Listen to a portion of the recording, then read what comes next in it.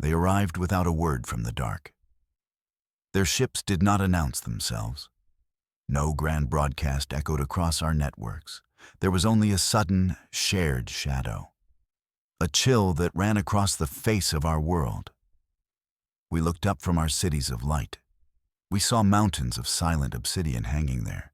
They blotted out the stars we knew. They were impossible in their size and their stillness. No engine trails painted the void behind them. No heat signatures bled into our sensor arrays. They were as cold and as quiet as a tomb. For a day and a night, they waited. We broadcast every greeting we had ever conceived. We sent math and music and art. We sent pleas for peace and offers of knowledge. Nothing came back, only silence. A silence that was an answer in itself. It was the most terrifying thing we had ever known. The silence felt like a judgment. It was the pause a predator takes. The moment before the striking blow. We watched them from every telescope. We saw no windows, no lights, no signs of life. Just a perfect, starless black. A material that drank the light and gave nothing back. We were a child staring up at a giant whose thoughts were an utter mystery. The first blow fell on a Tuesday. We were still trying to talk to them, still hoping this was some grand misunderstanding.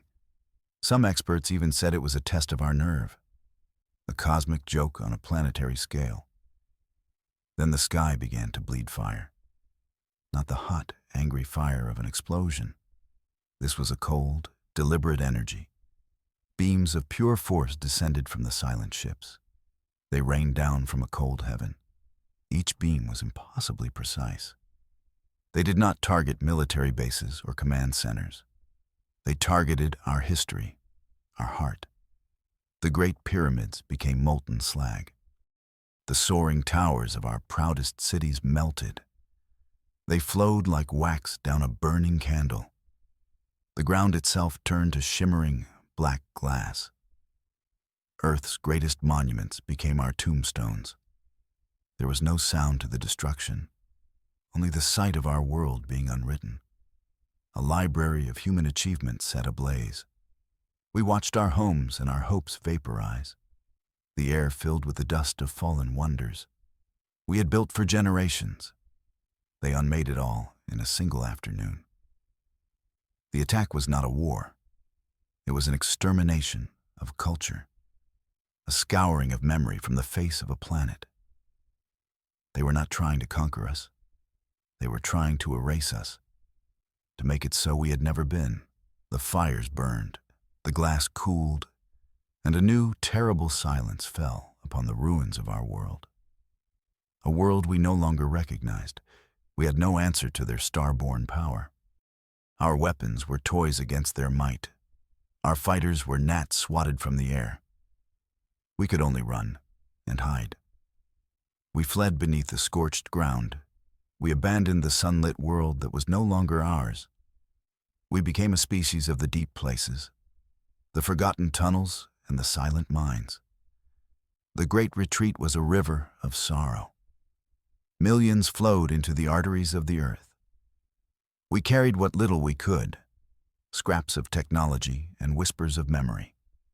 The surface became a forbidden realm, a glass desert under the gaze of silent black mountains. We left our blue skies and our green fields behind. We found refuge in the planet's deepest heart. Down in the geothermal warmth, we began again.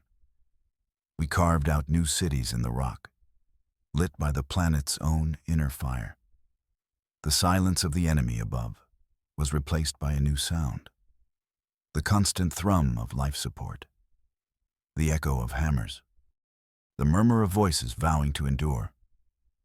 We were humbled, we were broken, but we were not yet extinct. We had lost our home, but not our spirit. The darkness became our cradle. It shielded us from the sky gods who had smote us. It gave us time to think, time to grieve, and time to feel a new emotion taking root in our souls.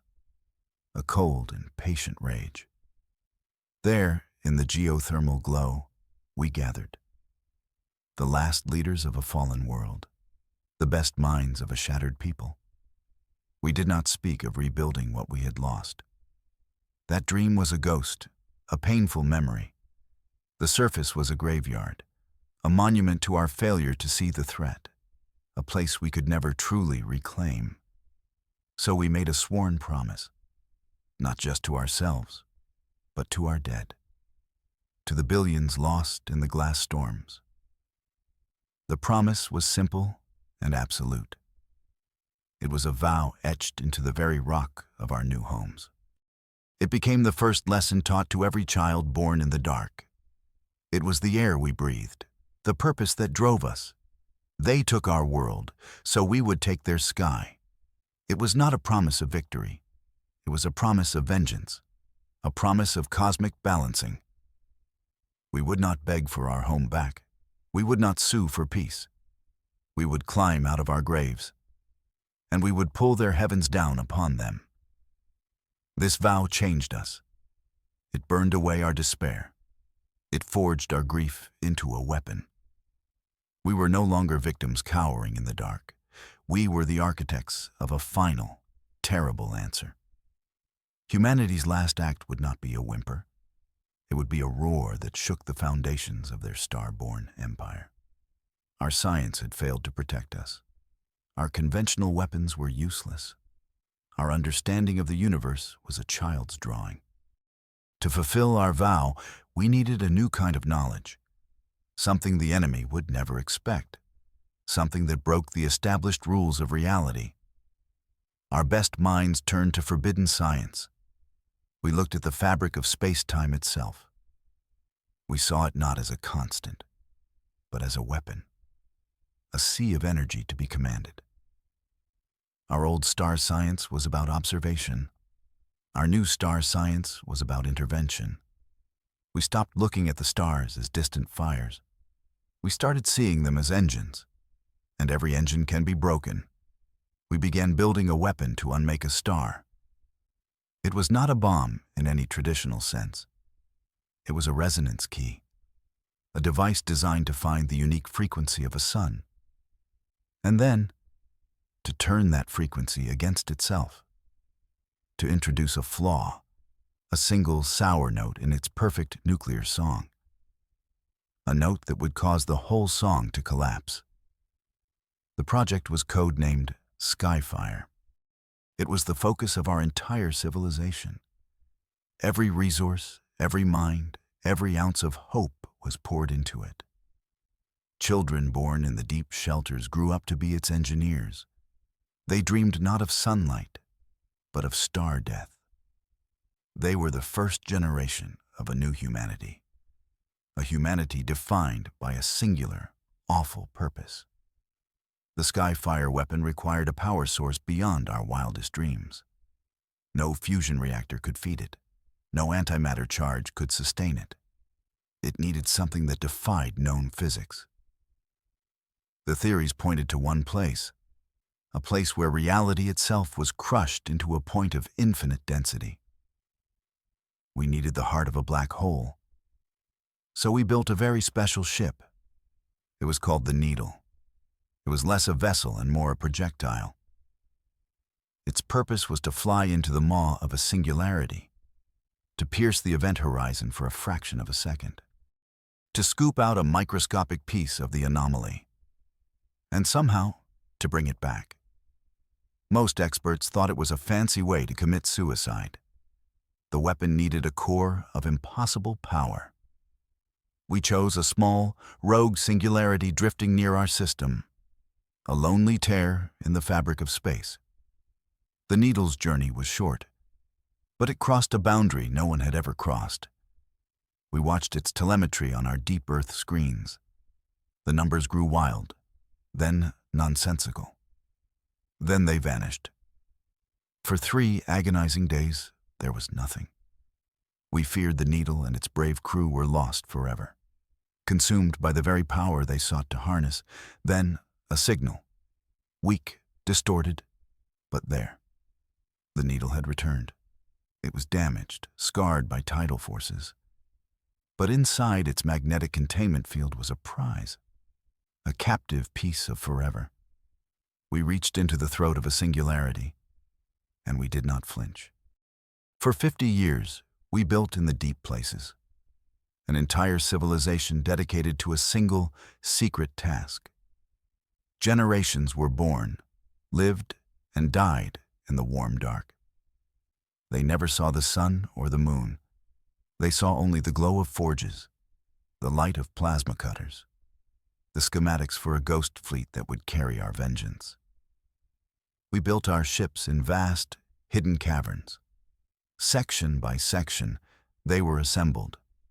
They were not designed for beauty or for comfort. They were knives meant for a single, specific thrust. They had engines that left no trail, hulls that were invisible to all known sensors.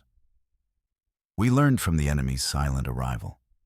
We would perfect their methods. The enemy forgot the embers of our great rage. They patrolled the surface of our dead world. Their obsidian mountains still hung in our sky. But they grew complacent. They saw no challenge, no threat. We were a broken race, hiding in the dirt, a footnote in their imperial history. They never thought to look deeper. They never imagined what we were becoming. Our fleet was born of shadows and geothermal heat. Its crews were the children of the vow. They trained in simulators for a sky they had never seen. They pledged allegiance not to a piece of ground, but to an idea. The idea that no one could burn our world and go unpunished. We were patient. We were focused. We were almost ready. Before we could take our weapon to their home, we had to be sure. We had to know it would work. A failure at that final stage was unthinkable. So we chose a target for a dress rehearsal, a dead moon orbiting the edge of our own system, a lifeless ball of rock and ice, a place no one would miss. The fleet of shadows slipped from Earth's deep docks. It was the first time our ships had tasted the void. They moved with a silence that rivaled the enemy's own. The journey was tense. Every soul aboard understood the stakes. This single test would decide the future of our species. The first awful light would be our proof. We positioned the Sci-Fi device at the precise distance. We aimed it at the heart of the dead moon. The crew who armed it did so with a kind of religious reverence. This was more than a machine. It was the culmination of a 50-year promise. The command was given, the weapon activated. There was no sound, no flash of light, just a ripple in space. Then the moon shuddered. A crack appeared on its surface. It was a hairline fracture at first. Then it widened, splitting the sphere in two. Raw energy, the binding force of the celestial body, bled out. It was a silent, violet light that painted our hulls. We had not just broken a moon, we had unmade it. It cracked in two, bleeding raw energy. Our terrible new science was proven. The energy bleed from the shattered moon was immense. It lit up the outer system like a brief, violet dawn. We had hoped our test would go unnoticed. We were wrong. The enemy's silent mountains turned their gaze outward. Their sensors, dormant for decades, suddenly flared to life. They had seen our awful light. They had seen the impossible. Their reaction was not alarm, it was annoyance. We intercepted their internal communications. The tone was one of dismissal, of arrogance. They could not comprehend what they had seen. A primitive race, hiding in the dirt, could not possibly wield such power. They assumed it was a freak accident, a natural phenomenon, or perhaps a final desperate firework display from the slaves below. The enemy saw our test and dismissed it. Their grand fleet, the one that had conquered 1,000 worlds, did not stir. Instead, they dispatched a smaller force. A handful of their obsidian ships broke from their silent watch. a punishment squadron, a sanitation crew sent to deal with a minor pest problem. They expected to find a hidden base, some last pocket of resistance. They sent a small fleet to crush our hope. They swept the outer system with their sensors. They were looking for a base. They were looking for a shipyard. They were looking for something they could understand. They did not understand that our weapon and our fleet was a ghost. We watched them search, and we held our silence. Their pride was the greatest ally we could have wished for. The enemy's search gave us our window. Their attention was focused on the outer planets. The patrol patterns around Earth grew lax. It was time. The Grand Admiral, a woman born in the deep dark, gave the order. All systems green, all crews at battle stations. The target was no longer a dead moon.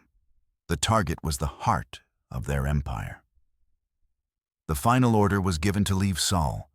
The ghost fleet rose from its hidden cradles. One by one, our shadow ships lifted from the planet of our birth. We passed the bones of our old satellites. We slid through the silent blockade of their obsidian mountains. They never saw us. We were ghosts leaving our own graveyard. There was no turning back now. We aimed our vengeance at their home system. The navigation computers were locked.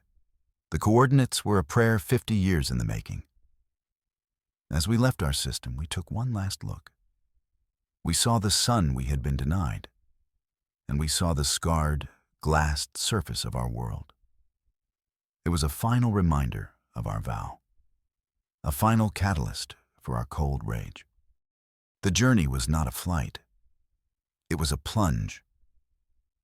We tore through the void using a drive that folded space. The universe outside our viewports was a smear of colors, a river of light and shadow. We were moving faster than anything had a right to move. We were a spear thrown across an unseen ocean, a weapon delivered by impossible means. Inside our ships, there was a quiet resolve. No grand speeches were made, no anthems were sung. Everyone knew their duty, everyone knew the cost. We had given up our home. We had given up the sun. We were a people made of vengeance, living for a single moment that was now rushing toward us. Every soul aboard was ready for the end. We knew there were two likely outcomes. We would succeed and change the galaxy forever, or we would fail, and our species would be a silent scream in the dark. There was no third option. No retreat, no surrender. We had burned our only bridge behind us, the bridge that connected us to our own humanity. After weeks in the screaming tunnel between stars, there was a sudden calm. The drive disengaged. The smears of light snapped back into sharp points. We had arrived. We had crossed the unseen ocean. We drifted in the outer darkness of their home system. Our sensors came online, drinking in the light of a new star, a star we had come to kill. Before us, we saw their home world and its perfect sky. It was a jewel of impossible beauty. Continents of green and gold, oceans of a brilliant sapphire blue. It was orbited by two pristine moons. The entire system was a masterpiece of cosmic order, a perfect, serene creation. The kind of world we had once had, the kind of world they had stolen from us. The sight of it filled us with a profound sadness. There was no joy in this moment. We were not conquerors. We were executioners. This beautiful world was home to billions, billions who were likely unaware of our existence. They lived their lives under a warm, stable sun, a sun that was about to become a wound. We were sworn to shatter this jewel. We had expected to feel hatred. Instead, we felt a grim pity. We were about to commit a sin on a scale never before imagined. We were about to become monsters. A part of us wanted to turn back, to let them keep their perfect sky. But then we remembered the glassed ruins of our own world. We remembered the vow made in the dark, and we hardened our hearts. The ghost fleet moved into position. We were a ring of shadows around their sun. The Sci-Fi weapon began its power-up sequence. The captive singularity at its core began to sing, a low, terrible hum that resonated in the hull of our flagship. The enemy system remained quiet. Their sensors were blind to our approach. Their perfect sky was still at peace. The final countdown began. 10. We thought of our cities turned to dust. 9. We remembered the faces of our lost billions. 8. The vow echoed in the silent chambers of our hearts. 7. The weapon was a part of us now. 6. Forged from our grief and our rage. 5. We were the children of the dark. 4. And we had brought the darkness with us. 3. The Admiral closed her eyes. 2. She gave the silent command. 1. The weapon fired a wave of pure unraveling. There was no beam, no explosion, just a silent pulse that expanded from our fleet. It was invisible. It was undetectable. It was a wave of pure information, a single wrong note sent into the heart of their star. It traveled at the speed of light. We had 8 minutes to wait. 8 minutes until the music of their sun would break. We watched their star. For 8 minutes, it shone as it always had, a brilliant yellow-white giant. Then it flickered, a tiny, almost imperceptible shudder. A patch of its surface darkened like a spreading bruise. The bruise grew, swirling into a vortex of dying light. We turned their sun into a cosmic wound. The unraveling had begun.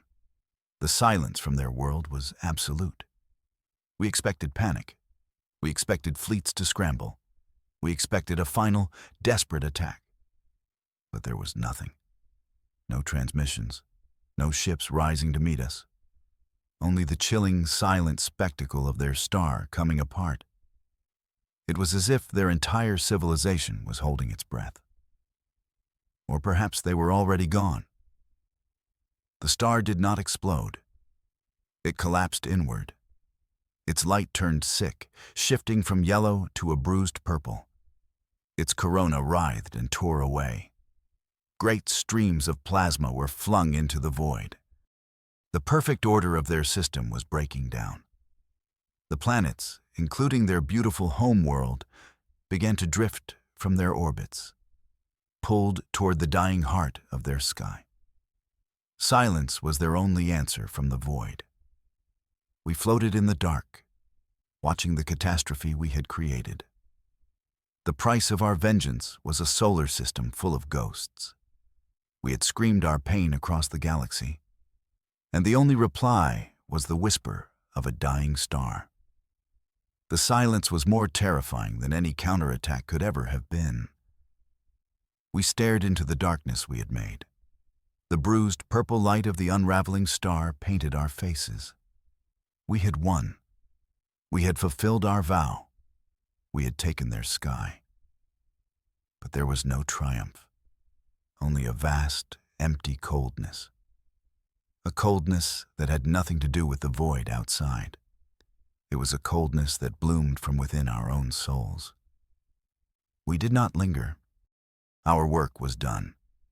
The ghost fleet turned as one. We engaged our drives and plunged back into the screaming darkness between worlds. We left behind a monument to our rage, a system in its death throes, a silent testament to the price of hubris. They had burned our cities. We had burned their sky. The equation was balanced. But as we journeyed home, a question hung in the silence of our ships. What had we become? We had answered atrocity with an even greater atrocity. We had used a weapon that unmade creation itself. We had looked into the abyss, and the abyss had looked back, and it had found a home within us. The journey home was longer and darker than the journey out. The galaxy is a very different place now. We return to our scarred Earth. We are slowly, carefully rebuilding. But we are no longer alone in our solitude. News of the silent, wounded star has spread. Other species, older and wiser than us, have seen the evidence.